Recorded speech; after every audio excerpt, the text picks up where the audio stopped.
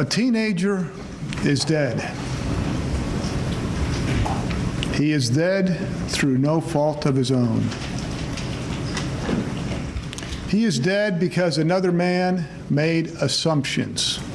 Unfortunately, because his assumptions were wrong,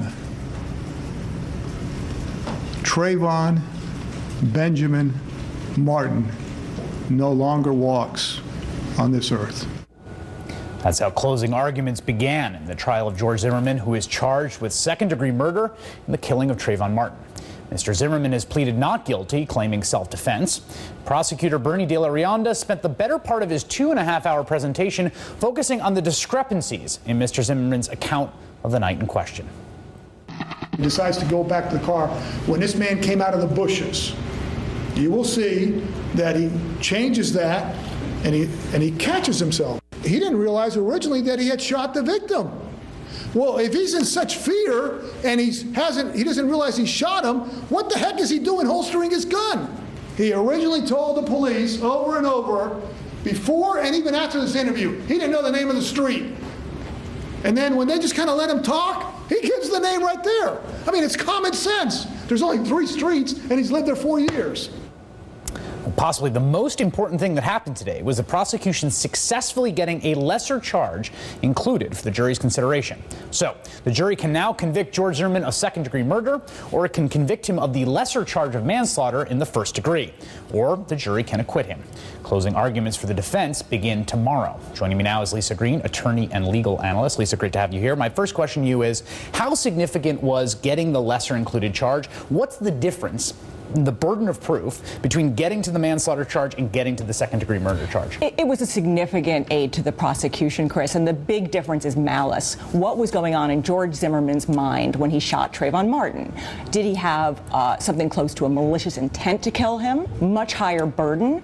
Under the manslaughter charge, simple negligence can do. So that's obviously an aid to the prosecution, no matter what pundits say about how this is some capitulation by the prosecution to include a weaker charge. There's no question they want a conviction.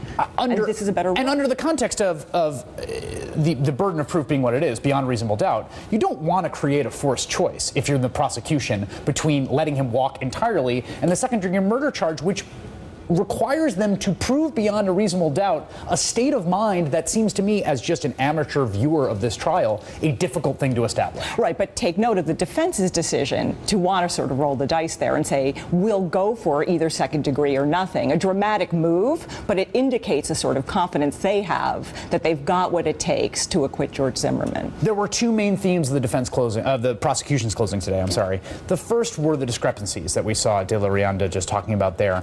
How effective did you find that? I found it effective, but what I kept thinking was, this seems inverted to me. This sounds like a defense case, because it's the defense that I have been accustomed to questioning credibility to stir doubts, because they only have to create doubts. They don't have to prove beyond a reasonable doubt. What did you think of it? Yeah, I think the road to a conviction in this case by necessity goes through George Zimmerman's narrative. And remember, he's told his story several times. The jury has heard all sorts of different versions of George Zimmerman on audio tape, on videotape.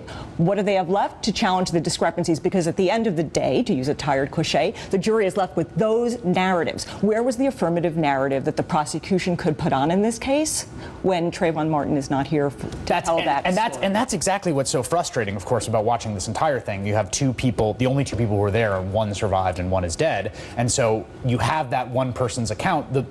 I thought the discrepancies they did point out, though, lead one to view George Zimmerman in an unkind light, and at worst to think this is someone who knew he did something wrong, who immediately started fabricating a story to make sure that he could get off. Is that basically the theory of the prosecution here? Well, the prosecution actually has to meet, as you know, certain technical standards of evidence. But what it really does, Chris, I think it sets up a very interesting day tomorrow. Because what the defense will do, in my opinion, is telescope the story. The prosecution led us through a fairly long narrative. Zimmerman's understanding of self-defense law, his thoughts going into those fatal moments. I think the defense is going to want to focus those jurors on the moments before Trayvon Martin. Right, because there are all these actions that George Zimmerman takes beforehand. The fact that what he says to the non-emergency call line, the fact that he ignores repeated requests to not follow, the fact that he does follow Trayvon Martin, the fact that he follows him and seems to change his story about whether or not he followed him, that he knows where the streets are or not. That he knows about self-defense law. That he knows about self-defense law. Clever enough to sort of construct his own narrative after the fact, the prosecution would say, to absolve himself of liability. That he gets out of the car, that he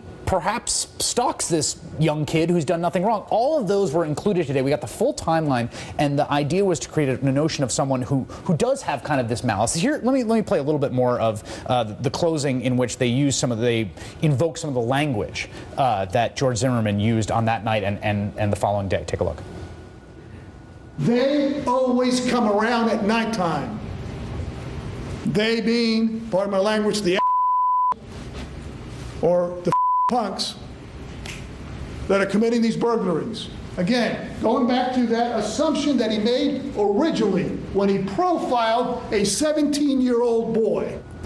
So I find that incredibly damning in terms of my moral judgment of who this person is, that he would say these things, that he had these assumptions. Is it legally damning? It's meaningful if you need to prove some sort of intent, that he sort of had an idea in his mind as he met Trayvon Martin on that fateful night, that this was someone who was going to do wrong.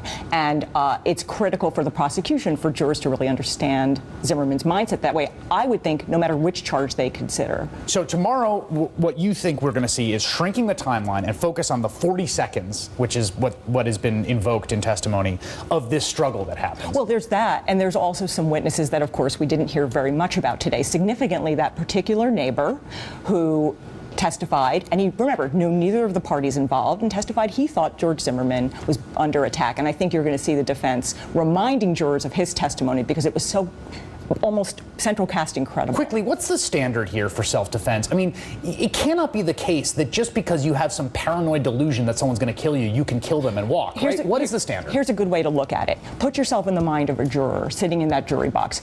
If you were in George Zimmerman's situation, what would you have done? Right. Attorney Lisa Green, thank you very much. Really appreciate it. All right, imagine serving jail time for something you posted on Facebook. It happened to one 19-year-old in Texas. I'm going to talk to his father next.